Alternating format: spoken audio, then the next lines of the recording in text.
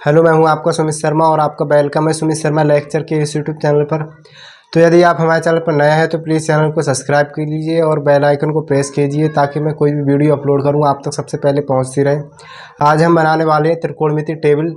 त्रिकोणमिति table ये trick के साथ बनाने वाले हैं, तो इस वीडियो को लाइक कीजिए, अपने दोस्तों के साथ शेयर कीजिए। तो ये त्रिकोणमिति टेबल मैं आपको रटवाने वाला नहीं हूँ, आपको बना के दिखाने वाला हूँ, वो भी ट्रिक के साथ। आप भी इस ट्रिक को फॉलो करके इस त्रिकोणमिति टेबल को बना सकते हैं। तो आइए देखते हैं कि ये त्रिकोणमिति टेबल कैसे बनती है। तो त्रिकोणमिति टेबल बनाने के लिए हमको सिंपली एक ट्रिक फॉलो करनी है, उसके बाद ये पूरी त्रिकोणमिति टेबल बनके तैयार हो जाएगी। आसानी से आप भी बना सकते हैं। तो इस वीडियो को अधिक से अधिक शेयर करें अपने दोस्तों के साथ। तो आइए देखते हैं। तो सबसे पहले हमको क्या करना है, त्रिकोणमिति सारणी बनाने के लिए इस साइड ये हमारे कोण है और ये हमारे त्रिकोणमिति अनुपात है। तो सबसे पहले हमको क्या करना है कि साइन की वैल्यू निकालने के लिए, साइन थीटा की वैल्यू निकालने के लिए सबसे पहले हमको त्रिकोणमिति सारणी में, तो सबसे पहले साइन थीटा की वैल्यू निकालने के लिए हमको यहाँ पे एक ट्रिक लेके चलनी है, 0 से लेके 4 तक। जैसे हम काउंटिंग लिखते हैं वैसे ही सबसे पहले हमको 0 लिखना है, फिर उसके बाद 1 2 3 और 4। ये सभी काउंटिंग में हमको 4 से भाग दे देना है। तो सबसे पहले हम 4 से भाग दे रहे हैं। 1/4, 2/4, 3/4, 4/4 और इसके बाद हमको सभी में अंडर रूट चढ़ा देना है। तो अंडर रूट रूट और रूट। उसके बाद हम साइन थीटा की वैल्यू निकालेंगे। तो हमको साइन 0 की वैल्यू निकालने के लिए, जब हम 0 में किसी संख्या का भाग करते हैं तो वो हमेशा 0 ही रहता है। तो साइन 0 की वैल्यू 0 निकल के आ जाएगी। और साइन 30 की वैल्यू कैसे निकलेगी, अंडर रूट 1/4 है यहाँ पे, अंडर रूट 1/4। तो जब इसको सॉल्व करेंगे तो ये हमारा अंडर रूट 1 आ जाएगा और अंडर रूट 4। तो अंडर रूट 1 की वैल्यू 1 होगी और अंडर रूट 4 की वैल्यू 2 का हमारा स्क्वायर होता है अंडर रूट 4। तो यहाँ पर 1/2 आ जाएगा, 1/2। इसी प्रकार जब इसको सॉल्व करेंगे तो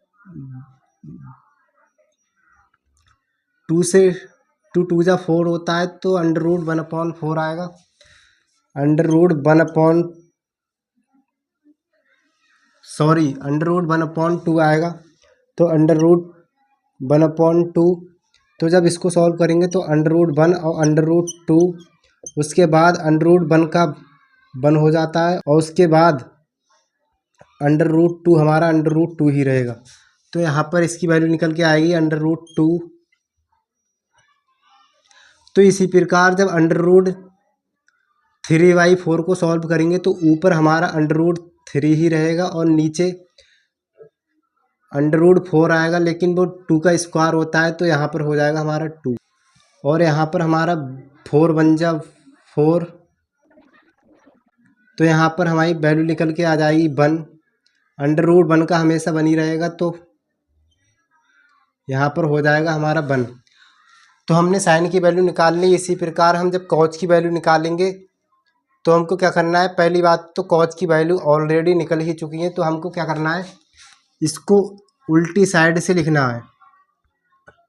उल्टी साइड से लिखना है तो हमको पहले क्या करना है, 1 लिखना है इधर को कॉज में और उसके बाद अंडर रूट 3/2 और उसके बाद ये तो ऐसा ही रहेगा, ये वाली वैल्यू इधर लिखनी है और 0 को इधर लिखना है। तो हमारी साइन की और कॉज की वैल्यू निकल आई। तो इसके आगे हमको टेन थीटा की जब वैल्यू निकालनी है तो हमको क्या करना है, एक सर्वसमीका होती है टेन थीटा बराबर sine theta upon cos theta. जब हम टेन थीटा की वैल्यू निकालेंगे तो हमको अब क्या करना है, जब tan जीरो की वैल्यू निकालेंगे तो जीरो वाले पदों को रखना है। साइन जीरो का पद ये है और cos जीरो का पद ये है। तो जब tan जीरो की वैल्यू निकलेगी तो 0/1, जब जीरो में किसी का भाग करते हैं तो वो हमेशा जीरो ही रहता है, तो ये हमारा जीरो रहेगा। और इसके बाद जब हम tan 30 की वैल्यू निकालेंगे तो tan 30 की वैल्यू निकालने के लिए sin 30 की वैल्यू रखनी पड़ेगी हमको 1/2, और उसके बाद cos 30 की वैल्यू रखनी पड़ेगी √3/2, √3/2। तो 2 से 2 कैंसिल हो जाएगा, हमारा आ जाएगा 1/√3। तो इस प्रकार हमारी वैल्यू निकल आएगी tan 30 की 1/√3। और उसके बाद जब tan 45 की वैल्यू निकालेंगे तो ये आपस में कट जाएंगे, ये वाला और ये वाला, तो हमारी वैल्यू निकल के आएगी 1। और इसी प्रकार जब tan 60 की वैल्यू निकालेंगे तो sin 60 की वैल्यू रखनी पड़ेगी और cos 60 की वैल्यू रखनी पड़ेगी। तो यहाँ पर हमारी cos 60 की वैल्यू कितनी है? cos 60 की वैल्यू है हमारी, sin 60 की वैल्यू कितनी है? √3/2, और cos 60 की वैल्यू है 1/2।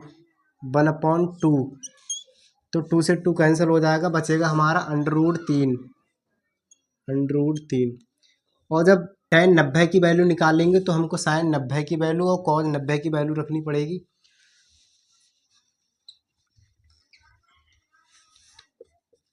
तो होगा हमारा 1/0। जब किसी संख्या में 0 से भाग करते हैं तो वो इन्फिनाइट बन जाता है, यानी कि वो कोई संख्या ही नहीं आती है, तो इसको लिखते हैं इन्फिनाइट या इन्फिनिटी या अनंत। इसको अपरिभाषित भी बोला जाता है, जिसको परिभाषित नहीं किया जा सकता तो उसे अपरिभाषित बोला जा सकता है। हमारी साइन थीटा की, कॉस थीटा की और टेन थीटा की वैल्यू निकल आई हैं, और उससे आगे जब हम वैल्यू निकालते हैं कॉसेक थीटा की, सेक थीटा की और कॉट थीटा की, तो हमको क्या करना है एग्जैक्टली, हमको सिंपली क्या करना है, इन संख्याओं को पलट के लिख देना है। जब साइन को हम पलट के लिखेंगे तो हमारी कॉज की वैल्यू निकल के आएगी, और जब कॉज को पलट के लिखा जाएगा तो सेक की वैल्यू निकल के आएगी, जब टेन को पलट के लिखा जाएगा तो कॉट की वैल्यू निकल के आएगी। तो यहाँ पर हमको सिंपली वैल्यूओं को पलट के लिखना है, और उसके बाद हमारी त्रिकोणमितीय टेबल बन के तैयार हो जाएगी। तो सबसे पहले इसको जब पलट के लिखा जाएगा तो 0/1 होता है, तो जब इसको पलट के लिखा जाएगा तो हमारा हो जाएगा 1/0, और जो बन जाएगा इन्फिनिटी। और इसी प्रकार जब इस वाले को पलट के लिखा जाएगा तो हो जाएगा ये हमारा 2, और जब इसको पलट के लिखा जाएगा तो √2, और जब इसको पलट के लिखा जाएगा तो 2/√3। और 1 का हमेशा बन ही रहेगा, क्योंकि 1/1 होता है, तो इसीलिए कैसे भी पलट के लिखोगे तो 1 का बन ही रहेगा।